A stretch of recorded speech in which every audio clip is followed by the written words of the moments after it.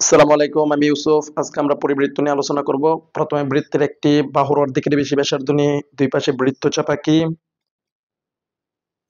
বৃত্তচাপ গুলো ওই বাহুকে সমদ্বিখণ্ডিত করে। একইভাবে আমরা অপর আরেকটি বাহুর অর্ধেকের বেশি ব্যাসার্ধ নিয়ে দুই পাশে দুইটা বৃত্তচাপ আঁকি। অপর বিন্দুতে একইভাবে দুইটা বৃত্তচাপ আঁকি, যা ওই বাহুকে সমদ্বিখণ্ডিত করে। বৃত্তচাপ দ্বয়ের মধ্যবিন্দু থেকে ত্রিভুজের শীর্ষ বিন্দু পর্যন্ত একটা রেখা আঁকি।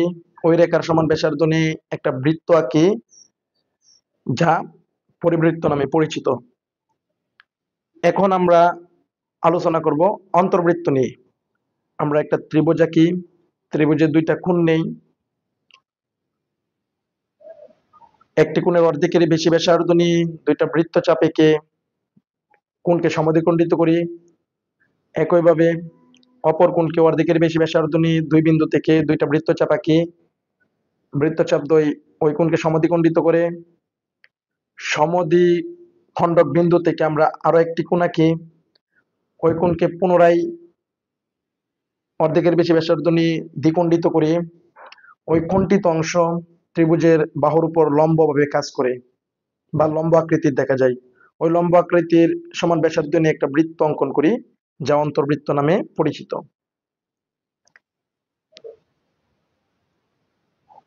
এখন আমরা আলোচনা করব বহির্বৃত্ত নিয়ে। ত্রিভুজের বাহিরে দুইটা কোণ আঁকি। পূর্বের ন্যায় ওই দুইটা কোণকে সমদ্বিখণ্ডিত করি। অর্ধেকের বেশি ব্যাসার্ধ নিয়ে কোণের দুই বিন্দু থেকে সমদ্বিখণ্ডিত করি। একইভাবে অপর কোণকেও আমরা অর্ধেকের বেশি ব্যাসার্ধ নিয়ে দুইটা বৃত্তচাপ আঁকি দুই বিন্দু থেকে, যা ওই কোণকে সমদ্বিখণ্ডিত করে সমদ্বিখণ্ডক দ্বয়ের মধ্যবিন্দুতে আমরা আরো একটি কোণ আঁকি। একইভাবে আমরা ওই কোণকেও অর্ধেকের বেশি ব্যাসার্ধ নিয়ে সমদ্বিখণ্ডিত করি।